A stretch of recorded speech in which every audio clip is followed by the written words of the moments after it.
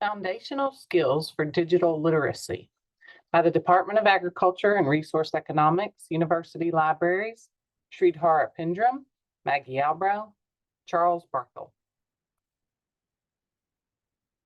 What is digital literacy? Digital literacy is the ability to use information and communication technologies to find, evaluate, create, and communicate information requiring both cognitive and technical skills. Why is it important? Digital literacy skills are vital to navigating our world. People will come across this need in their jobs and education.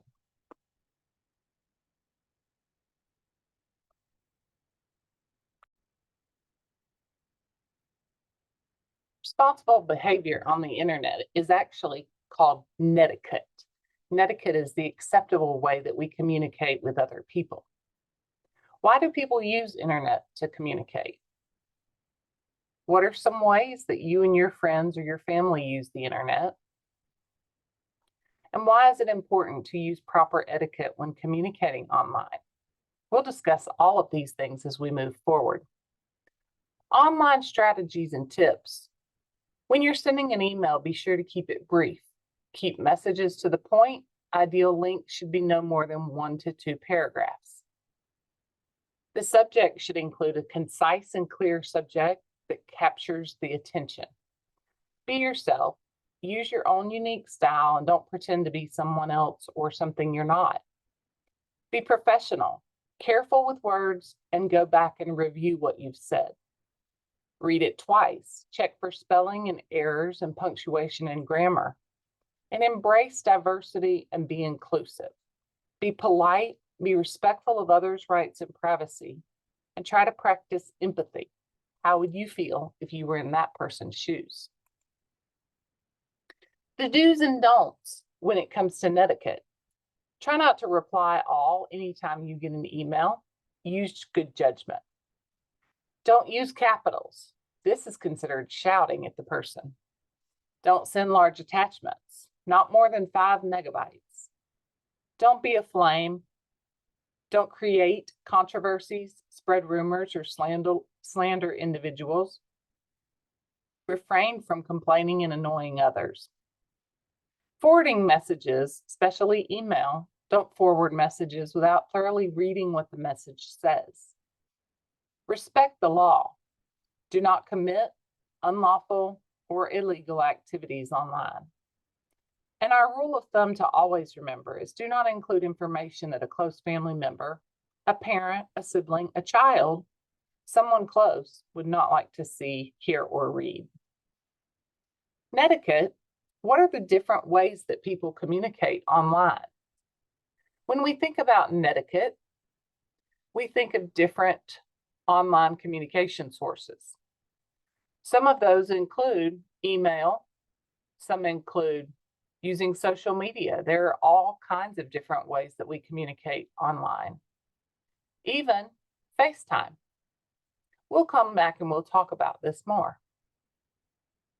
Let's look at this example email. This came from Deborah Smith. Hello, Sarah. How are you today? I have a question for you. Can we talk? Please call me now. What are some things in this email that probably are not the best? The first thing I can see is that there's really no subject. There's a question mark.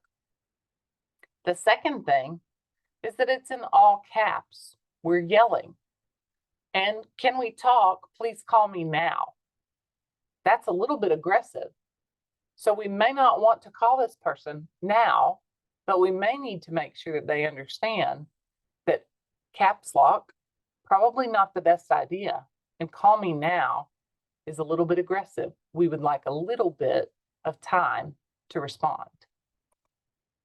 Another example of an email from Carrie White says, Melissa, we need to talk about your performance ASAP. I bet it is nice to take extra long lunches. Everyone knows your meetings do not last as long as they say they do. See me now, Carrie, professor. Again, a little bit aggressive. The way that our tone comes across in email is very interesting. We want to make sure that people can think about what we're saying and not think we're being aggressive towards them. An example of social media reporting. Gabe says, "Attention, California, tonight is my first night as a pizza delivery guy. So if you find yourself driving behind a Domino's pizza guy, be aware I might be extremely blazed." Not really sure what blazed is supposed to mean in this context. A little while later, Gabe comes back and says, "This job, dude that ordered a pizza wasn't home, so large pepperoni for Gabe's mouth coming right up." Gabe says later, "Someone is mad because he took pizza too long. Sorry, dude, I don't know where your house is." And then I peeled out in front of his house. Later, he gets a call from his boss. Apparently, that guy probably wasn't happy and called to complain. Sounds to me like if Gabe is posting these things on social media and someone sees them, he probably won't keep his job very long.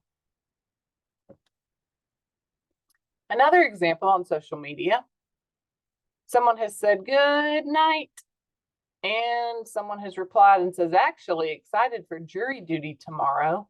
It's going to be fun to tell the defendant they're guilty." Wow, I think when you're on a jury, you're not supposed to discuss what's happening. We don't really know if this person has gone through the whole process and if this person is actually going to tell someone they're guilty. These are examples of what not to say. Here's another social media. This guy is just having a opinionated breakdown, it seems, on social media.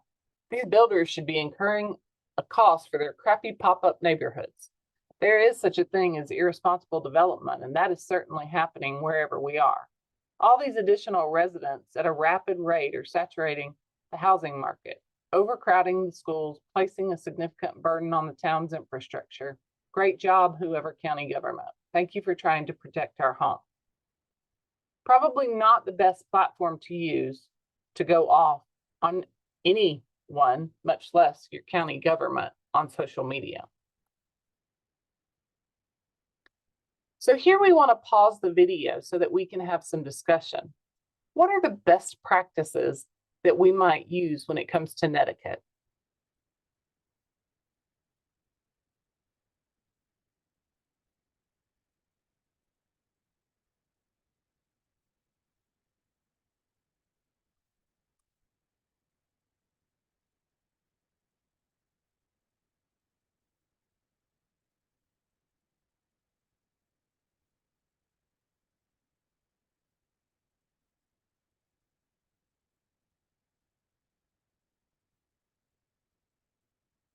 We want to thank you for your participation in this program. It's a great opportunity for 4-H members to be able to build some relationships with senior citizens in their communities. At this time, this will conclude our presentation, but we would love for you to ask some questions to the STEM ambassadors. Thank you again.